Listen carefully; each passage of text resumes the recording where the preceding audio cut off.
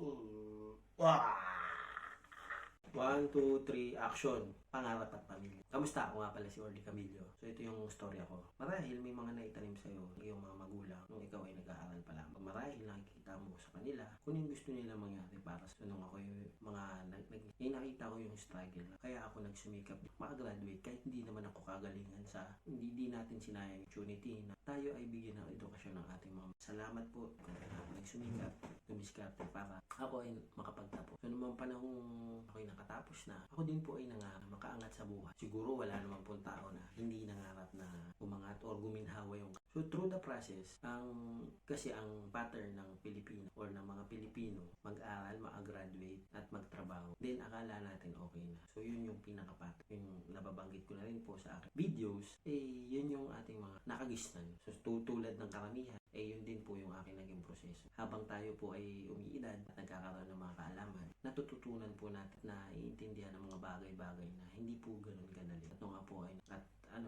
naisip na pag-isip-isip ko, yung aking sahod ay hindi sapat. Dahil sabi ko nga, ngayon habang nire-reach mo yung pangarap mo, depende po sa may mga kanya-kanya po preference kung ano. Yung iba gusto agad magpamilya, yung iba abutin mo na nila yung goal nila, then tsaka sila magpapamilya. At yung iba naman ay gusto nila ay sabay. So sa sitwasyon ko po, nangyari, sa tingin ko sabay ko ginawa siya. So ang depende po ito sa tao, it's case to case basis, hindi po ito para sa akin or para sa ibang tao. Maaring yung iba, ang aking pananaw po lang ay nung panahon na ako'y tutungtong ng line of 3, sa tingin ko palagay ko, I need to start my own because we're not forever young, so yun yung aking mentality yung mga panahon. So syempre, siguro during 20s, kung hindi mo alam gagawin mo sa buhay mo, better mag-look ka ng mentor.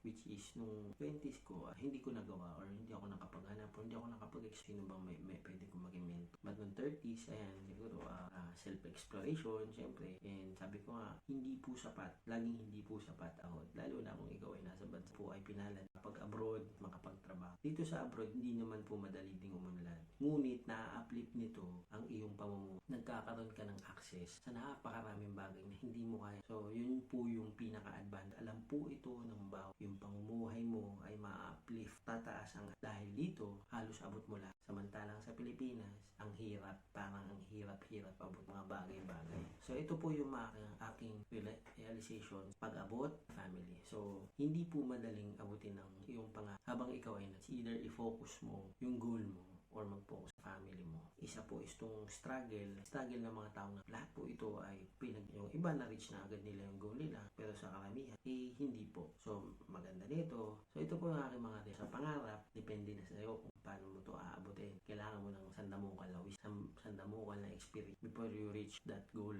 So, yung before mo abutin, yung kailangan mo sumubok ng napakaraming bagay. Makagain ng maraming wisdom or knowledge or skill.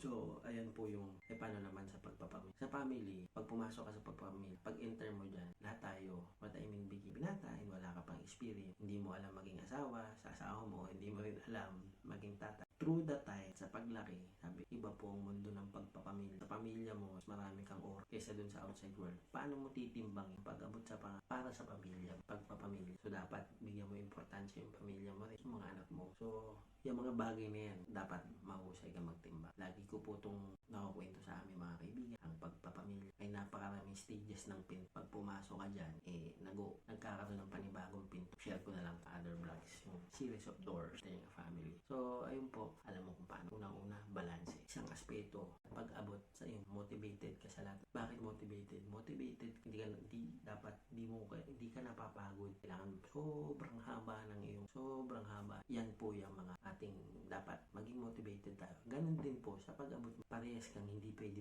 kasi may mga time, parang feeling mo, parang ayaw mo na, feeling mo, so ano yung huli mo? Kapit ka sa taas. Sa lahat ng pagkakataon, pagka may kang pamilya, syempre, will niya yun kahit ano pa naman gusto mo, kahit ano ang plano mo. Kung hindi niya will yan, sa tingin ko, hindi mo yan makakukuha. Hindi yan yung will niya.